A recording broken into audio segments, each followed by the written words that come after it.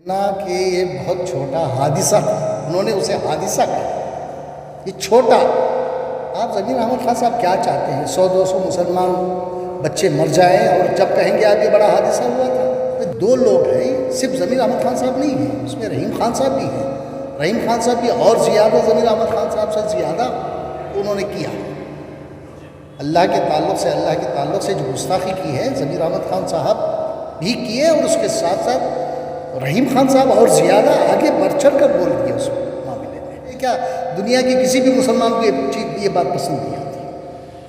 कोई भी मुसलमान सुनेगा तो यही कहेगा इसकी मजम्मत ज़रूर करेगा। अल्लाह रसूल के नाम के साथ गुस्ताखी करने वाले का हश्र बहुत बुरा होने वाला है। अस्सलामु अलैकुम दोस्तों, आप देख रहे हैं सलाम बेंगलोर। लीडरों को खुश करने के लिए शिरकिया बयान नाकाबिले बर्दाश्त। ज़मीर अहमद खान ने एक टीवी चैनल में कहा कि सिद्धरामैया से दूरी अल्लाह से दूरी है, और रहीम खान ने भी कहा कि सिद्धरामैया के चेहरे पर अल्लाह का चेहरा नजर आता है। इसी सिलसिले में सियासी लीडर सैयद अशरफ मीडिया से गुफ्तगू करते हुए इजहार ख्यालात पेश किए। मुझे खुशी है कि आप लोग यहाँ आज तशरीफ़ फरमा हैं और आप मुझसे बात करना चाह रहे थे।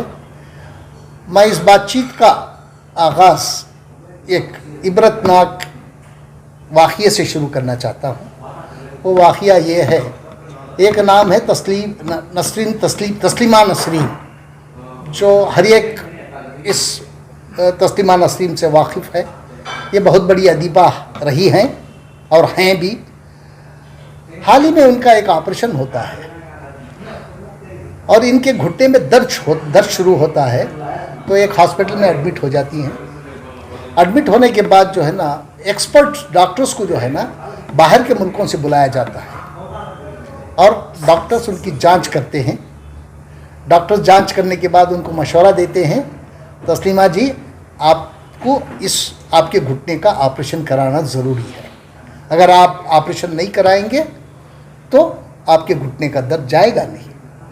तो तस्लीमा नसरीन मान लेती हैं, ऑपरेशन के लिए हॉस्पिटल में एडमिट हो जाती हैं और एक्सपर्ट डॉक्टर्स आते हैं उनके ऑपरेशन के लिए। उनको ऑपरेशन की कार्रवाई शुरू होती है।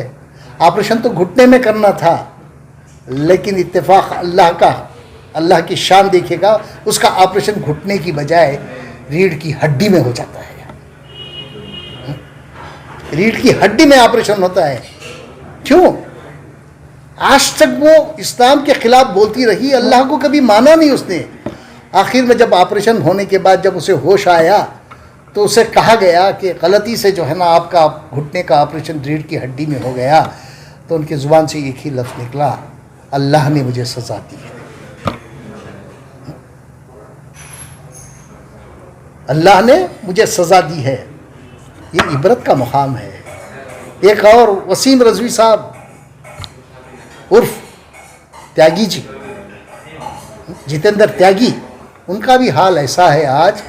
वो शख्स रात को सो नहीं सकता जिसने 24 या 24 ये जो है ना कुरान शरीफ की आयतों की बदलने की मांग की थी, और उसने तैयार भी किया, उसे बदलने का काम शुरू किया, तैयार भी किया। उसके बाद जो है ना वो हिंदू मजहब में शामिल हो गए वो। लेकिन अल्लाह का उस पर ये देखिए, अल्लाह की पकड़ कितनी सख्त है। रात को वो सो नहीं सकता, दिन को चल नहीं सकता, जहाँ बैठा है। आज रो रहा है, अल्लाह से माफ़ी मांग रहा है। इससे हम लोगों को इब्रत हासिल करना है। अल्लाह रसूल के नाम के साथ गुस्ताखी करने वाले का हश्र बहुत बुरा होने वाला है। मैं ये कहना चाहता हूँ। जनाब ज़मीर अहमद खान साहब ने ये कहा है कि मैंने कहा है कि नानु सिद्धरामैया निंदा दूरा आदरे आ देवरिंदा दूरा आदंगे। ये उनके अल्फाज थे। तो उन्होंने कहा कि मैं देवरू लफ्ज़ इस्तेमाल किया हूँ, अल्लाह नहीं। तो मैं गूगल पे गया। गूगल सर्च में एक ऐप ऐसा है गूगल लेंस। गूगल लेंस में आप ये लिख दीजिए उनके अल्फाज, नानु सिद्धरामैया दूरा आदरे आ देवरिंदा दूरा आदंगे। आप पूछिए उसमें जवाब, इसका ट्रांसलेशन मांगिए। मैंने 3 ज़ुबानों में ट्रांसलेशन मांगा। ये आप भी कर सकते हैं, कोई भी कर सकता है। ये मेरा बनाया हुआ नहीं है, ये इंटरनेशनल ऐप है। मैं 3 ज़ुबानों में इनसे जवाब तलब किया। अब मेरे 3 ज़ुबानों में जवाब मेरे पास है, अगर आप चाहें तो मैं आपको दिखा भी सकता हूँ। एक था अंग्रेज़ी में, दूसरा था उर्दू में, तीसरा था अरबी में।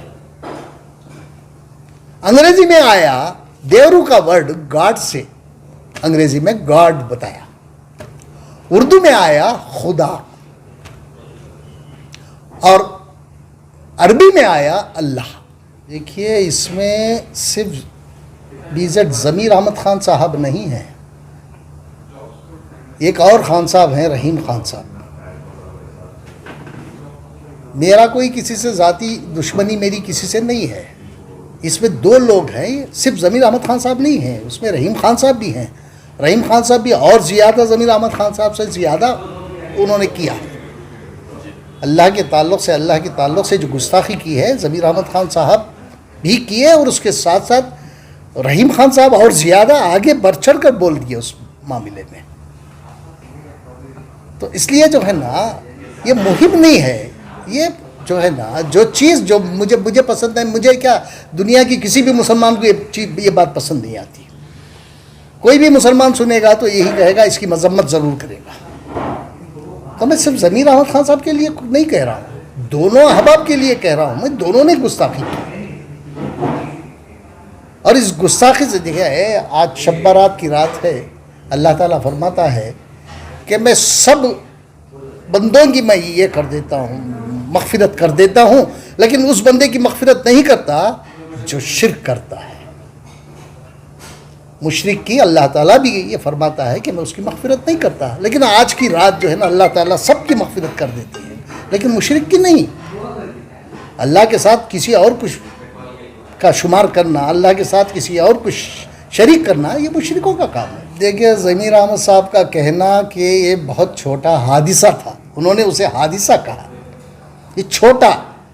आप ज़मीर अहमद खान साहब क्या चाहते हैं? 100-200 मुसलमान बच्चे मर जाएं और जब कहेंगे अब ये बड़ा हादिसा हुआ था? कितने बच्चे बेघर हो गए आज, कितने लोग जेलों में चले गए। आप क्या कर रहे थे उस टाइम पे? तो आप तो जो है ना, वो वहाँ के असेंबली के मेंबर के साथ खड़े होकर फ़ोटो छुपवा कर, और हर जगह वो इसमें जो इलाके में सब जो है ना, आप अपने पोस्टर लगवा रहे थे। हा? आप कर क्या रहे थे उस टाइम पे? आप इसे छोटा हादिसा मानते हैं? आज भी हमारे बच्चे जेल में हैं। आपने कहा कि मेरे 5 भाई हैं, ये छठा भाई है, या आप खुद कह रहे हैं। गुस्ताख रसूल का ख़ानदान भी आप ही के पास है, और गुस्ताख इलाही भी आप ही हैं। ये दोनों एक ही ख़ानदान में हो गए। अब ये मेरा कहना नहीं है, हम ज़मीर अहमद साहब का कहना है। खान साहब ने कहा है कि वो मेरा छोटा भाई है, हम 5 भाई हैं, ये छठा भाई है मेरा। गुस्ताख रसूल का ख़ानदान भी आपके ख़ानदान से मिल गया ना, इसका मतलब है। इस तरह की मुहिम पहले नहीं चलाई गई आपकी जगह। अच्छा, तो इसी मामले में आप इतनी सोच फिक्र कर रहे हैं, कहीं ना कहीं आप ऐसा लग रहा है कि ज़मीर अहमद खान को निशाना बनाने की कोशिश भी कर रहे हैं। आपको बता दूं, आप गलत कह रहे हैं। 1984 की मैं बात कर रहा हूँ, 1984 की मैं बात कर रहा हूँ, जब रामकृष्ण हेगड़े इस देश के इस प्रांत के वज़ीर आला थे। उस टाइम पे शायद आपको याद होगा, एक दाढ़ी वाला इशू आया था, जो पुलिस एक कांस्टेबल ने दाढ़ी रखा था और उसको दाढ़ी निकालने के लिए जो है ना हुक्म सादर हुए थे। उस टाइम पे मैं ही अकेला आदमी था, जनाब मौलाना जुनैदी साहब को लेकर रामकृष्ण हेगड़े तक पहुंचकर एक मेमोरेंडम दिया था। और उस टाइम पे जो है ना, चिरंजीवी सिंह एक IAS ऑफिसर हुआ करते थे, दाढ़ी वाले थे, और जो है ना एक टर्बन भी रखते थे वो, और रामकृष्ण हेगड़े साहब खुद दाढ़ी रखे थे। मैं रामकृष्ण हेगड़े साहब से मैं पूछा कि भाई ये मुसलमान पुलिस वाले को क्यों तकलीफ़ दे रहे हैं? अगर वो दाढ़ी रखा तो क्या हो जाएगा? तुम्हारा मैनुअल कह रहा है कि दाढ़ी रखने से जो है ना, उसके सिस्तू कहते हैं, क्या सिस्तू को उर्दू में क्या कहते हैं, उसमें कमी आ जाती है, उसके चलने फिरने में, उसमें उसकी जिस्मानी कमी आ जाती है, इसका मतलब। तो मैंने रामकृष्ण हेगड़े साहब से कहा था, उस टाइम पे चिरंजीवी सिंह वहीं खड़े हुए थे, तो मेरे साथ कई लोग और थे, एक डेलीगेशन की सूरत में हम गए थे उस टाइम पे भी मैंने मुहिम चलाई, और उस टाइम पे भी जो है मुहिम चलाने के बाद हमें कामयाबी भी मिली। तो मैं हेगड़े साहब से एक ही सवाल किया था, हेगड़े साहब आप बताइए, आप शिस्तु की बात करता है आपका पुलिस मैनुअल, आप भी तो दाढ़ी रखे हैं, आपके इसमें जिस्मानी कोई कमजोरी आई है दाढ़ी रखने के बाद? और आपके ऑफिसर सामने खड़े हैं, मैं उनको बता के कहा था आपके ऑफिसर सामने खड़े हैं, इन्होंने भी दाढ़ी रखी है, टर्बन बांधा है, सब है, इनके इसमें कोई कमी आ गई है? उसके बाद वो चीफ सेक्रेटरी भी हुई है। तो बाद में जो है ना हेगड़े साहब को उस मैनुअल को विड्रा करना पड़ा था। ये मैं पहली बार नहीं कर रहा हूँ, जहाँ मजहब का सवाल आता है, जहाँ मेरी नज़र में बात आती है, तो मैं ज़रूर उस पर मैं जो है ना प्रोटेस्ट करता हूँ और मैं ज़रूर उसकी मुहिम चलाता हूँ। ये पहली बार नहीं कर रहा हूँ। उर्दू बचाए तहरीक, जो 84 में, नहीं मैं 82 की बात कर रहा हूँ मैं, जब गुंडाराव इसके चीफ मिनिस्टर थे कर्नाटक के, उस टाइम पे एक बिल आया था असेंबली में। हालांकि जनाब अजीज सेठ साहब मेरे उस्ताद थे, लेकिन मैं भी उनको भी मैंने उसमें क्रिटिसाइज किया था। तो वो बिल क्या था, मुसलमानों के सारे अदारे ख़त्म हो जाते थे उस बिल से, और एक उर्दू बचाओ तहरीक बनी उस ज़माने में, मैं उसका सेक्रेटरी था, और जनाब राज इम्तियाज़ साहब जो एडिटर अलमबरदार थे उस ज़माने में, उसके वो प्रेसिडेंट थे। और हमारा एक डेलीगेशन गया, कराटे वाले उसमें शामिल थे और वकील शामिल थे, डॉक्टर शामिल थे, दिल्ली गया हमारा एक वफद। उस टाइम पे मिसेस गांधी, इंदिरा गांधी उस टाइम पे प्राइम मिनिस्टर थी, और मैं उनको प्राइम मिनिस्टर तक ले गया, हमारा वफद गया, और जाके मैंने कहा कि आपकी सरकार है कर्नाटक में चल रही है, और ये हमारे मदरसों को ख़त्म होने वाली बिल कर्नाटक में पास हो गई है। ये असेंट के लिए ज़ैल सिंह साहब उस ज़माने में प्रेसिडेंट ऑफ इंडिया हुआ करते थे, तो असेंट के लिए ज़ैल सिंह साहब के पास आई है, प्रेसिडेंट के पास, सदर जमहूरिया के पास आई है। अगर इसे सदर जमहूरिया असेंट दे देते हैं तो हमारे सारे मदरसे ख़त्म हो जाएंगे। उसमें सिर्फ उर्दू मदरसे ही नहीं थे, अरबी मदरसे भी थे उसमें, वो भी उसके जद में आ रहे थे। तो उसके बाद मिसेस गांधी से बात हुई, बात होने के बाद मिसेस गांधी ने खुद ज्ञानी ज़ैल सिंह जी से फ़ोन पे बात किया और हमारे वफद को उन तक भेजा, और उसके बाद जो है ना आज तक भी वो दिन 1982 से लेकर आज तक भी वो बिल को असेंट नहीं मिली, और आज हमारे मदरसे बच गए। तो आप ये कैसे कहेंगे कि मैं कभी किसी चीज़ पे मुहिम नहीं चलाया? मुझे इख्तिदार की कोई ये नहीं है, अगर मैं इख्तिदार में आता तो उसी ज़माने में 1990 में मैं मिनिस्टर बन गया होता वीपी सिंह की कैबिनेट में। मुझे इख्तिदार का कोई लालच नहीं है। हाँ, कौम मजहब कौम मिल्लत का जब सवाल आता है तो मुझे मुहिम चलानी पड़ती है, और चलाऊंगा मैं। ना तो मुझे सियासत करना है, ना सियासी फ़ायदा उठाना है मुझे।